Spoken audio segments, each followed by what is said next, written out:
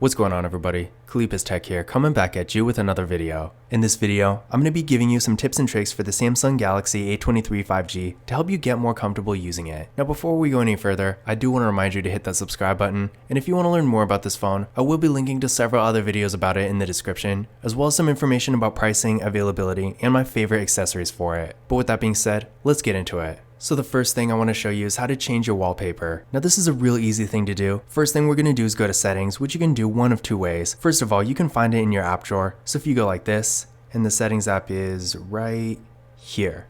The other way you can get to your settings is by pulling down the shade like this, and the settings icon is right here. Tap on this, and we're in the settings. Now once you're in the settings app, from here, you're going to go to wallpaper and style. And as you can see, the wallpaper is right here, and we got a couple different choices here. First of all, you can choose between My Wallpapers, which is basically the stock wallpapers already on the phone, the gallery, which of course is your photos, and then finally lock screen wallpaper services, and this is basically the stuff you can download from the Galaxy store. So I'm going to hit My Wallpapers, and as you can see, here's the list of wallpapers currently on the phone, so we're going to select one. So for this, we're going to hit both. It's going to give you a preview, hit this button right here. Now it's going to give you sort of a color palette for your theme. So it's basically automatically going to choose colors based on the color of your wallpaper. Pretty cool, but you can also customize it if you want. For me, I'm just going to do whatever this is. And now if we go back to the home screen, as you can see, the wallpaper has been changed. Now that was easy enough, but I'm going to show you a quicker and more convenient way to do it. So what you're going to want to do is press and hold your finger on any blank spot on the home screen like this. And once you get to the screen, from here, you can choose between wallpapers, themes, widgets, and general home screen settings. So definitely a convenient menu if you want to really personalize your home screen. The next thing I'm going to show you is how to change your screen timeout time. So to do this, the first thing we're going to do is go to settings. From here, go to display. And from the main display menu, screen timeout is going to be right down here. So as you can see right here, and in the screen timeout menu, you can set it as short as 15 seconds or as long as 30 minutes. Now the only reason I have it set to 30 minutes right now is just for these videos, because keep in mind, if you have a really long screen timeout time, if you forget to lock your screen, it's just gonna stay on and drain your battery. So unless you're really doing a lot of content consumption, maybe you're watching a really long video, playing a game, something like that, then I could see having it a lot longer, but under normal circumstances, while 15 seconds is definitely really short for anyone, I feel like somewhere between 1 and 5 minutes is perfectly fine. But that being said, of course, it's going to be different for everyone, so if you haven't already, definitely play around with it and decide which time works best for you. The next thing I'm going to show you is how to change your screen lock. The screen lock is basically how you're going to unlock your phone once you lock it. So as you can see from me right now, I currently have a pin and also the fingerprint scanner. So let's take a look at how to set this up. Now you should get a pin immediately as soon as you turn on the phone for the first time, but if you don't want to use a pin, there are a couple different options. So of course, the first thing we're going to do is go to settings. From the main settings menu, go to lock screen. From here, go to screen lock type. It's going to ask for your PIN. And as you can see, once you put in your PIN and get to this menu, you'll be able to choose between swipe, pattern, PIN, password, or none. Swipe and none are basically the same thing. There's no security. I guess with none, the screen doesn't even lock. And with swipe, you basically have to swipe it up to open it. But it's really the same idea. Essentially, anyone can just grab your phone and get into it. So I personally recommend at least having a pattern if you really don't want that much security. But I feel like the industry standard is definitely the PIN. Pretty much everyone uses it. It's the perfect blend of convenient and secure. But if you want more security, you can always choose a password instead. From here, if you have the fingerprint scanner and the face unlock set up, you can also toggle it on and off. And speaking of the fingerprint scanner and the face unlock, let me show you how to set that up as well. So from here, we're going to go back to the main settings menu. And now, once we are in the main settings menu, what we're going to do is go to biometrics and security. So right here. And as you can see, we got face recognition and fingerprints. So if you want to use one or both, you can set them up from here. The next thing I'm going to show you is how to hide an app. This is definitely a cool feature for apps you don't really use but also can't delete, and it's really useful for getting rid of some of the clutter in your app drawer. So to hide an app, what you're going to do is press and hold your finger on the home screen like we did earlier.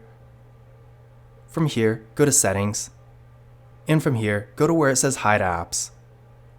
So as you can see, basically this is going to give you a list of all the apps you have on your phone, and you can hide whatever you want. So for example, I personally use Chrome and I never use Samsung Internet, so I'm going to go ahead and hide this. And now as you can see, anything you have hidden is going to be up here at the top. Once you're done, be sure to hit done, don't hit the back button, otherwise it's not going to save anything. And now if we go to the app drawer, Samsung Internet is no longer going to be there. Now after this, if you hide an app, but then you want to unhide it later, all you got to do is go back to that same menu. So again, press and hold your finger on the home screen. From here, go to settings. And from here, go to hide apps. And again, as you can see, everything you have hidden is going to be right up here at the top. So to unhide an app, simply tap on it, hit done.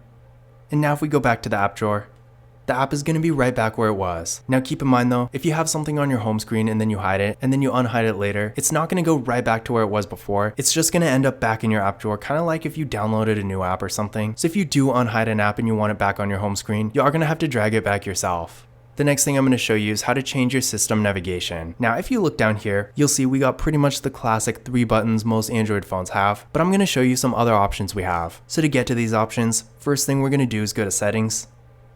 From here, go to Display. From this menu, go to Navigation Bar. So right here.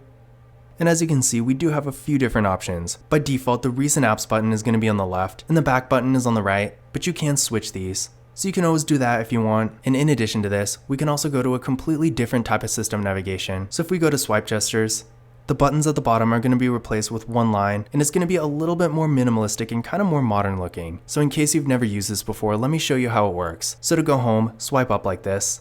To go to your recent apps, drag your finger partially up. And to go back, swipe from the side.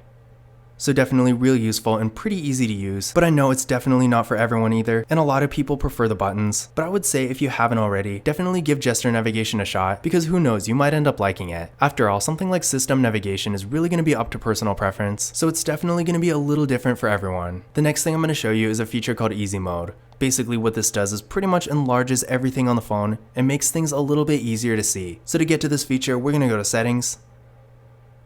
From here, we're going to go back to the display menu. And from here, Easy Mode is pretty much right under System Navigation, or I guess right above. So tap on this right here. From here, of course, toggle it on. It is going to take a minute, but as you can see, we are now in Easy Mode, and everything is a lot larger. By default, there is also going to be a high contrast keyboard, which is basically a giant yellow keyboard that's a little bit easier to see. But if we go back to the home screen, as you can see, this is what things look like in Easy Mode. There's not really any custom layout or anything, so if you want to go to your apps, all you gotta do is hit this app button right here. And as you can see, this is basically the normal app drawer, but the icons are a lot larger. So definitely a cool feature, and in case you're wondering, this is what the keyboard looks like.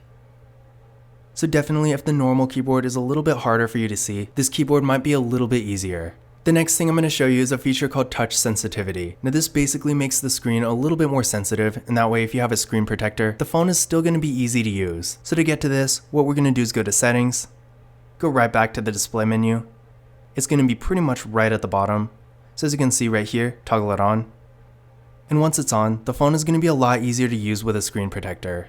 The next thing I'm going to show you is how to manage which apps can send you a notification. This is definitely important if you have a lot of apps, because of course, the more apps you get, the more notifications you're going to get. And when you really have a bunch of apps, especially stuff like games, these notifications really aren't always useful. Not only can this be annoying, but having a bunch of random notifications can also make it a lot easier to miss something important. So let me show you how to manage which apps can actually send you a notification, so that way this won't happen to you. So what we're going to do is go to Settings. From here, go to Notifications. From this menu, under the Recently Sent tab, go to More, and this is going to show you all the apps that have sent you a notification within the last 7 days. And of course from here, whichever apps you don't want notifications from, you can simply toggle them off. The last thing I'm going to show you is how to customize the clock on your lock screen. So as you can see, this is what it looks like by default. Not bad, but we do have a few different options here. So what we're going to do is go to Settings. From here, go to Lock Screen. From this menu, go to Clock Style. And as you can see, again, this is the default, but we got a few different options here. So I'm going to choose this one, and as you can see, you can also change the color. So like that. When you're done, hit done. And now if we go back to the lock screen, the new clock is going to be there. But this concludes my beginner's guide for the Samsung Galaxy A23 5G. Again, if you want to learn more about this phone, I will be linking to several other videos about it in the description, as well as some information about pricing, availability, and my favorite accessories for it. But that's it for this video. If you enjoyed it and found it useful, be sure to give it a thumbs up and hit that subscribe button. Don't forget to follow Kalipis Tech on Twitter and Instagram. And as always, I will see you in the next video.